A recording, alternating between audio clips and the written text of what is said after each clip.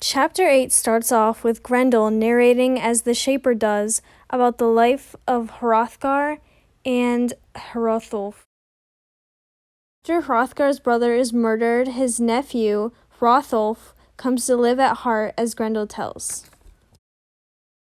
Hrothulf begins to develop his own ideas about his uncle's kingdom, and he doesn't agree with the helping the rich get richer and the poor get poorer. Hrothulf sees a tree which symbolizes the tyrannical power of Hrothgar's kingdom, where the birds and other things at the top are prospering while the plants below are shaded and dying. We also see Hrothgar's wife and queen of the kingdom, and how she feels isolated and lonely, as Grendel feels the same. We see Grendel describing how he saw Hrothulf increasingly take to the idea of violence. Red Horse, who was Hrothulf's advisor, thinks that there can be no justice and violence is the only way to stop Hrothgar's kingdom.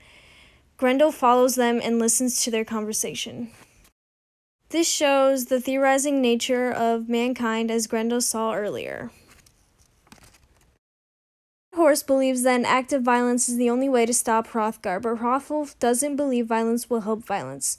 Grendel also views Hrothgar's violence as no more legitimate than any other, but Hrothulf doesn't believe violence will help violence, unlike Grendel, who is bloodthirsty. Red Horse can also be seen as like the dragon for Grendel, but for Hrothulf, who is encouraging him to change his views and alter his story.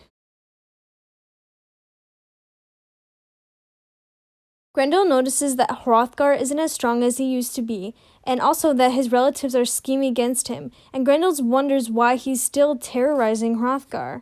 He thinks, why not? Because he has helped the humans improve, and he takes responsibility for the humans' achievements, and this improves the idea that the dragon implemented into him. Grendel starts to believe the dragon's words of selfishness to terrorize the humans, and he's becoming more human because he's doing terrorizing for fun and enjoyment, which is emotions that humans feel. Grendel imputes a dream on Hrothgar at the end of the chapter, and he is standing by himself in a thicket of two trees grown into one, and the branches are combined together. He also sees at the end a quick flash of a blade that strikes the tree.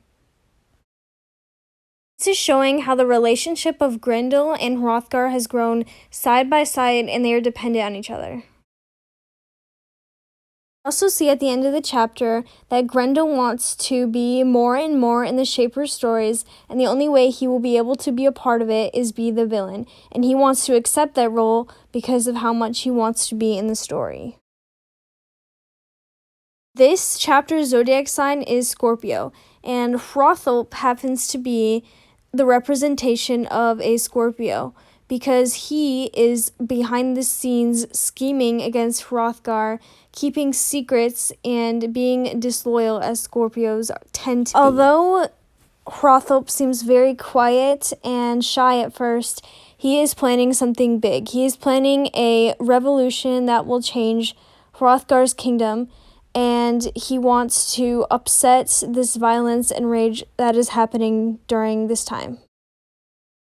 You can also see that he's a scorpion because they are very deadly, but they are very small and quiet, and you don't notice them.